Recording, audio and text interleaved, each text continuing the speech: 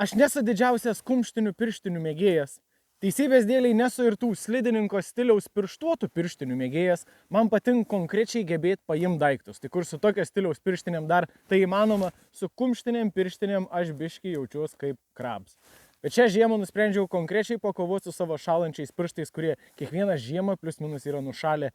Ir turiu sutikti, kumštinės pirštinės yra šiltesnės net ir už tokias storas pirštuotas pirštinės. Kadangi jūsų pirštai yra bendroje erdvėje, ta šiluma niekur nepabėga ir jinai kaupias ir tada kiekvienas pirštas šildo kitą pirštą. O čia, kad ir yra daug šilumos izoliacijos, ta šiluma, jeigu jinai pasiekia išorę, jin tiesiog išgaruoja ir jinai niekur nesikaup. Jūs žinot, kurios pirštinės jums geresnės. Šios pirštinės dar ir geriau atsparios vandeniui negu šitos pirštinės, bet ne visiems reikia ir vandens atsparumo. Jūs žinot, kokių pirštinių jums reikia, bet svarbiausia laikykit savo rankas šiltai. Šitas pirštinės kainuoja 3-5 eurus, šitas pirštinės kainuoja 1 eurų. Abiejų nuorodas įdėsiu į komentarą ir getbags.com.